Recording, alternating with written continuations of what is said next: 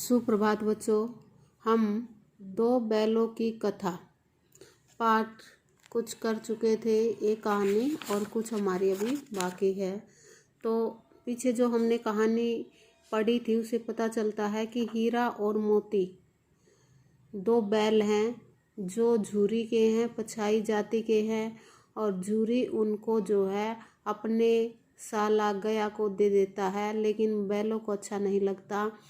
बैलों को बुरा लगता है क्योंकि वो झूरी को छोड़कर कहीं नहीं जाना चाहते, लेकिन गया उनको ज़बरदस्ती वहाँ से ले जाता है। फिर जब गया के घर में संध्या समय दोनों बैल अपने नए स्थान पर पहुँचे तो दिन भर के भूखे थे। जब नांद में लगाए गए, नांद होता है बच्चों पहले भी बताया गया है, चारा खाने का जो वो होता स्थान, उसको नांद कहते हैं। तो उसमें एक मुँह न डाला क्योंकि गया ने उनको क्या दिया था, सूखा भूसा दिया था। सारा दिन काम करने के बावजूद भी बैलों के पास कुछ नहीं था और वह आज जो है वो झूरी के बारे में सोचते हैं कि जिन्होंने उनको अपना समझ रखा था, किसको समझ रखा था, झूरी को, उन्होंने जो है उनको छोड़ दिया। आज नया गांव था, नए आदमी थे, उन्हें बेगाने से लगते थे। यानी कि झूरी के बैल थे जो हीरा और मोती, उनके लिए सब कुछ नया नया था। दोनों ने अपनी मूक भाषा में सलाह की क्योंकि देखो पशु थे, बोल नहीं सकते थे, इसलिए मूक भाषा में सलाह करते थे। एक दूसरों को कनखियों से देखना पहले भी आया है बच्चों, और ये बताया गया है कनखियों से देखना मुहावरा है। और जो है लेट गए। फिर उन्होंने चारा नहीं खाया क्योंकि चारा उनके सामने सूखा डाल रखा था। जब गांव में सभी सो गए थे तो दोनों ने जोर मारकर पगहे तुड़ाना चाहे, लेकिन जो पगहे होता बच्चों रस्सियाँ, और जो रस्सियाँ थी जिससे वो बंधे हुए थे वो बहुत मजबूत थी, अनुमान नहीं होता था कि उनको कैसे तोड़ा जाए।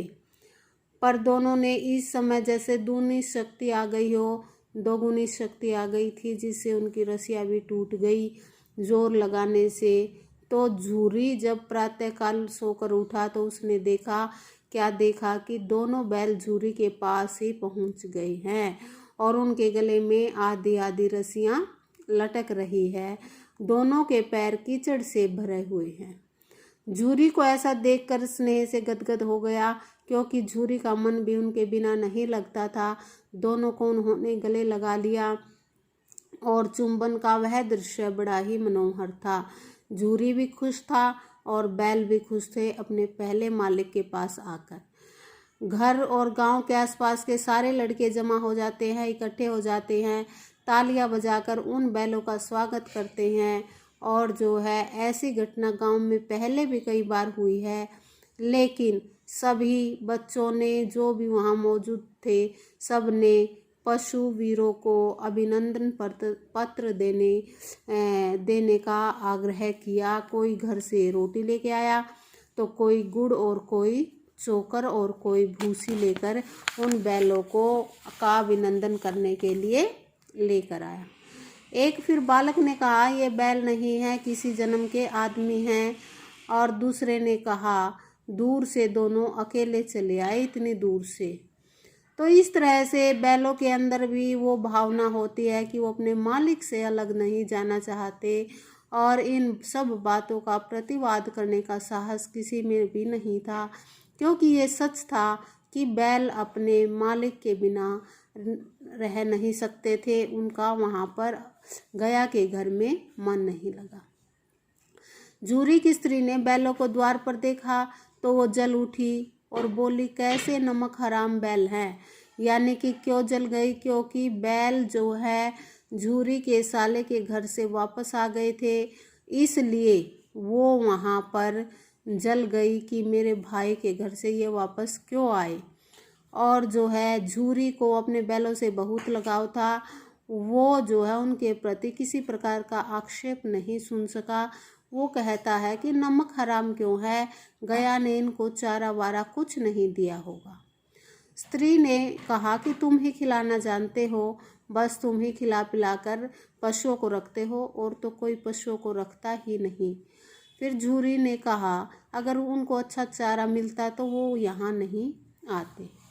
तो फिर उसके बाद जो है पत्नी ने क्रोध में मजदूर को भी कड़ी ताकीद दे दी, हिदायत दे दी कि वह बैलों के सामने चारा नहीं डालेगा, सूखा भूसा ही डालेगा।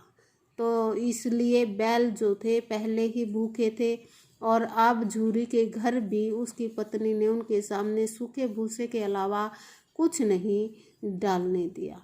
तो बच्चों, आगे का पाठ हम आगे की कहानी अगली वीडियो के माध्यम से पढ़ेंगे। धन्यवाद।